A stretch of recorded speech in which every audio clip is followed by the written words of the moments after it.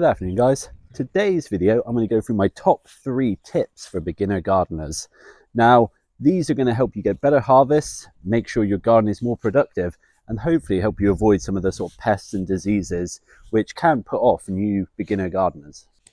Right, tip number 1, a little bit controversial, but I would always advise sowing your seeds in plug trays rather than directly in the ground.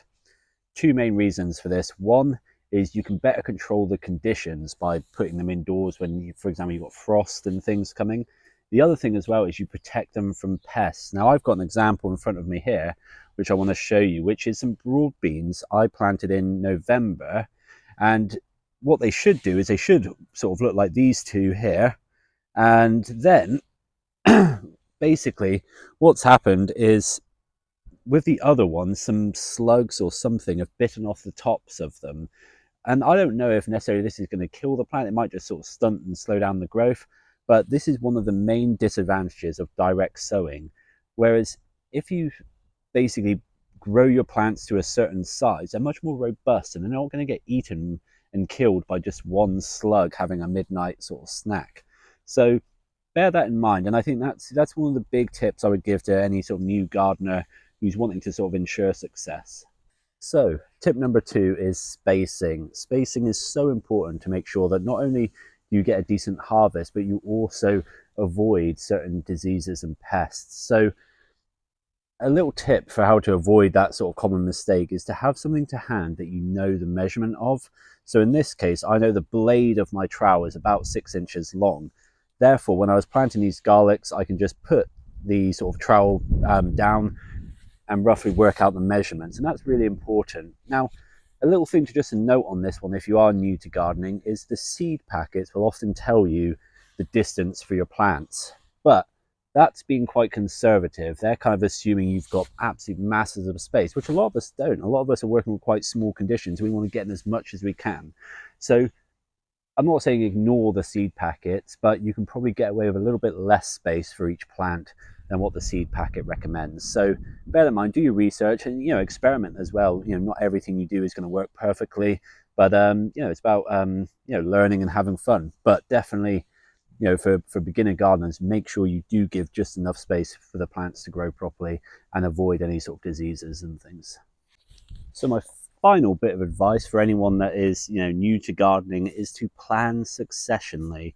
So what that means is that when you harvest a crop, what you're going to plant next. So this way you can sort of keep the garden going, you get more gardening, you get more harvesting, and hopefully you get more enjoyment out of it all as well. Now, I made a mistake in my first year where I sort of built the beds, filled them up with plants, and then a couple months later they were empty. There wasn't anything left to harvest, there wasn't anything growing, and because of how the season progressed, it was too late to sow a lot of things. It was sort of autumn winter time. So I then had to sort of put the garden to bed. Whereas here, as you can see, I've got parsnips here, I've got some chard, I've got cabbages in the background, I've got Brussels sprouts, garlic. The beds are a lot fuller because I planned successionally. So just talk about this example in front of me. Here in February, I sowed indoors some radish seeds. March, I think I planted a row of radish out. And then I harvested those because radish is very quick. It only sort of in the ground for maybe 3 months or so. I sort of harvested them, and then in May I sowed the parsnip seeds, or maybe late April. I'm not sure. I can't quite remember.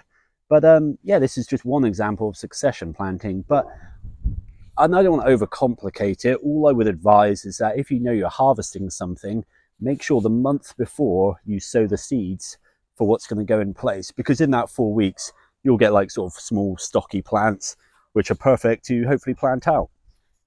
Now, because you've stayed and watched this video so far, I'm going to harvest 2 parsnips because I'm going to make some more sort of carrot and parsnip soup. But I find it quite interesting harvesting, and hopefully you guys do too.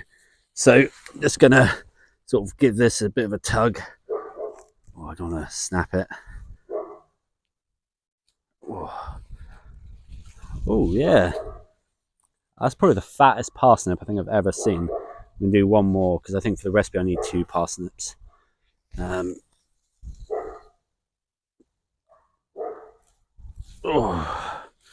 Okay.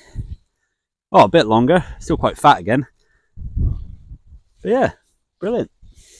So I hope you like those tips. Do remember, if you are new to gardening, there will be some setbacks. It's kind of inevitable, but just persevere. It will get better. You will get some things that will naturally succeed, whereas others might not.